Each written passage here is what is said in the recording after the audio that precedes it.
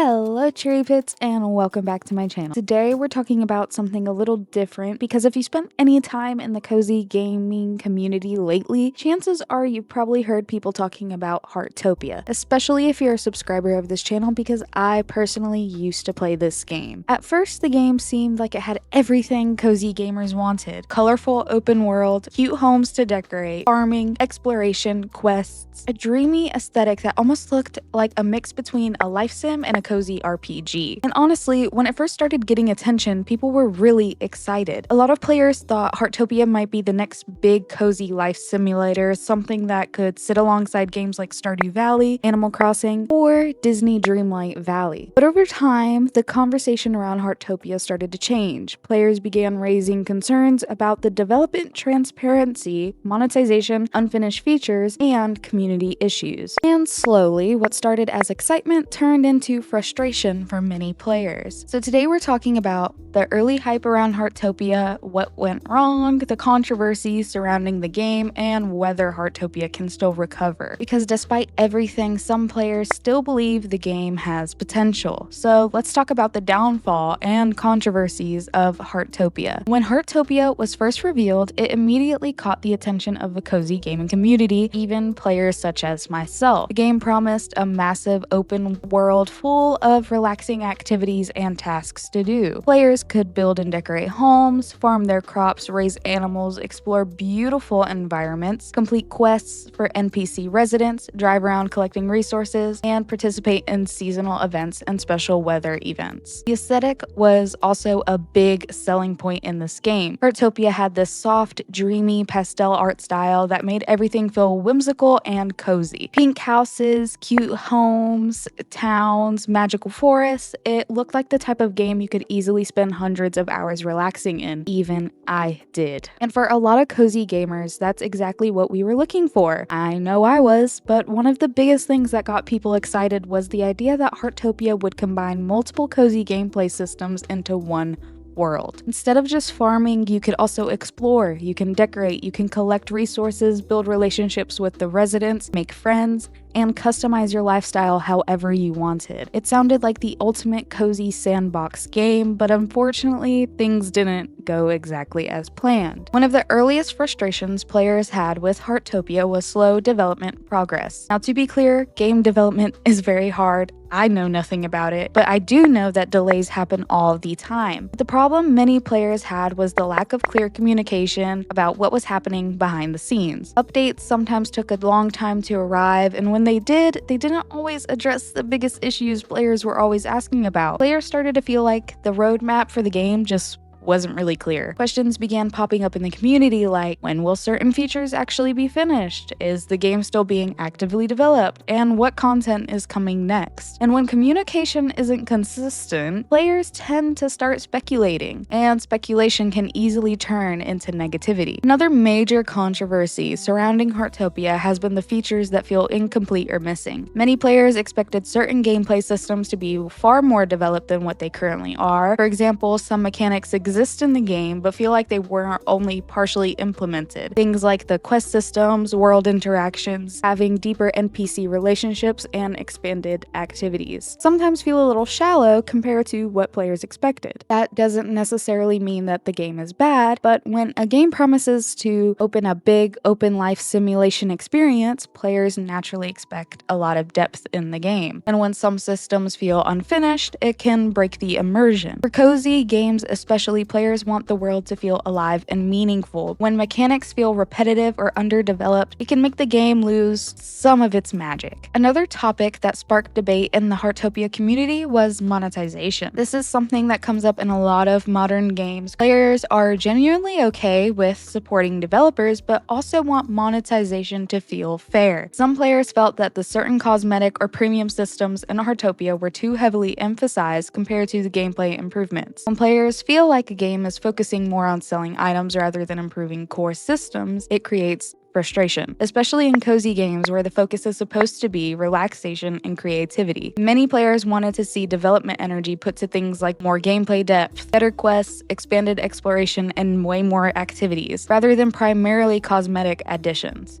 and this led to a lot of debate in the community where the game's priorities were. All of these issues started stacking up. The mood in the community began to shift, and early on discussions about Heartopia were mostly positive. Players were sharing builds, decorating homes, exploring the world, and posting their screenshots of gameplay. But over time, conversations started to become more critical. You start seeing posts about bugs and missing features, lack of updates, gameplay balance issues, and when enough players start feeling frustrated, that negativity can spread quickly within the community. That's something that happens with a lot of games. A passionate community can be the game's biggest strength, but it can also amplify problems when players feel unheard. Some players eventually stopped playing the game altogether, like myself, choosing to wait until the future updates improve the experience. One of the biggest things affecting Heartopia's reputation right now is something that happens to a lot of ambitious games: the gap between potential and reality. Heartopia has a lot of good ideas, a world design is charming, the aesthetic is beautiful, and the concept of the cozy open world life simulator is incredibly appealing. But when players can see how amazing something could be, it sometimes makes the current version feel disappointing. It's not necessarily that the game is terrible, it's that the players expected it to be something even bigger than what it was. And when expectations get really high, it becomes harder for a game to live up to them. So,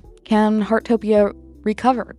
Despite the controversies, a lot of players still believe Heartopia could recover, because the foundation of the game actually does have potential. If the developers could focus on improving communication within the community, expanding gameplay systems, fixing the bugs, and continuing to add meaningful content, the game could slowly rebuild trust within their community. We've seen this happen with other games before. Some titles launch rough, but improve dramatically over time with the right updates. So the future of Heartopia really depends on how the developers respond to the player feedback. If they listen to the community and keep improving the game, there's still a chance for Heartopia to become the cozy life simulator players hoped it could be. At the end of the day, Heartopia's story isn't necessarily over. The game still has a dedicated group of players who genuinely enjoy it. There's still room for the game to grow, but right now Heartopia sits in a very interesting place. It's a game with beautiful ideas and a lot of potential, but it's also a game that has faced some real growing pains. Whether it becomes a long-term success or slowly fades away will depend entirely on what happens next. And honestly, the cozy gaming community would probably love to see Heartopia succeed, because the idea of a relaxing open-world life simulator that's also multiplayer online, full of creativity and exploration, is something that a lot of players still want, and it's needed in the gaming community. But I'm curious what you think. Do you think the game still has potential, or do you think it's already past its peak? Another controversy that added fuel to the fire surrounding Heartopia was the use of AI inside the game. But the issue with Heartopia wasn't necessarily that AI was used, it was how players found out about it. Players eventually discovered that the game was using generative AI for certain puzzle images and chat translation features, but this wasn't initially disclosed when the game first launched. Instead, the information only became widely known after players started noticing strange-looking puzzle pieces and questioning whether if AI had been used. Once the topic gained attention, the developers confirmed that AI was indeed being used in those systems, but by that point,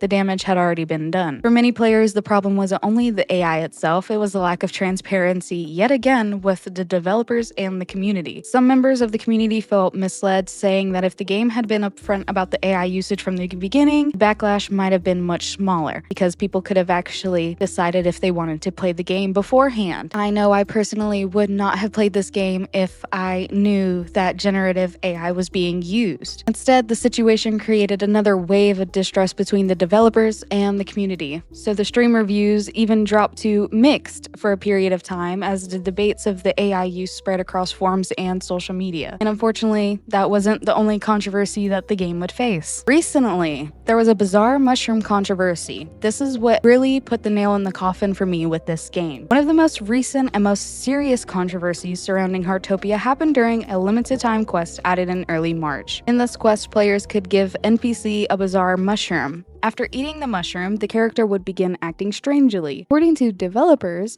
the animation was meant to portray dizziness and loss of body control, but the situation quickly escalated because of how the animation looked in context. Players pointed out that the NPC involved was one of the few characters of color within the game, and after eating the mushroom, the character would jump up and down while making sounds that many players said resembled monkey noises. And because of racist stereotypes that historically compared black people to monkeys, many players players found that the animation was deeply offensive. Videos of the scene quickly spread across social media such as TikTok and YouTube, etc., where all the gaming communities normally lie, and backlash happened almost immediately. Within about 24 hours, the developers removed the quest entirely from the game and issued a public apology. In their statement, they said that the animation never intended to be offensive and that they would take the situation as a learning experience moving forward. But even though the quest was removed quickly, many players were still shocked that something like that made it into the game in the first place. And because this happened so soon after the AI controversy and other issues, it only intensified the criticism surrounding the game. After this incident, the conversation around Heartopia became even more divided. Some players appreciated that the developers responded quickly and removed the content, but others felt the situation highlighted deeper problems with quality control and cultural awareness during development. In online discussions, some players also claimed that criticism of the incident was being heavily moderated in the official spaces like the Discord, which added another layer of frustration within the community. By this point, the controversies surrounding Heartopia had grown far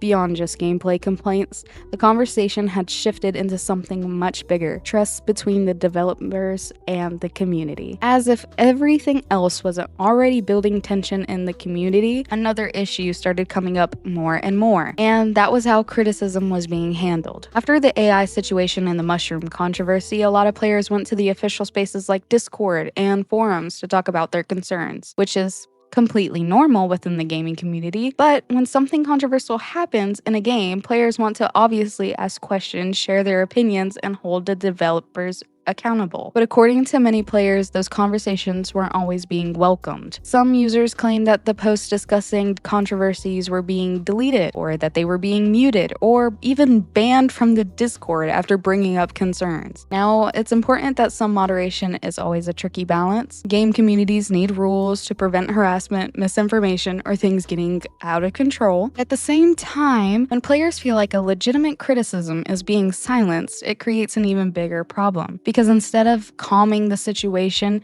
it can make people feel like the developers are trying to control the narrative. And once that feeling sets in, trust starts to break down even more. This led to a wave of players taking their frustrations outside of official spaces, posting on places like Reddit, TikTok, and YouTube instead. And when that happens, the conversation becomes a lot harder for developers to manage, because now the criticism isn't just inside your community, it's everywhere.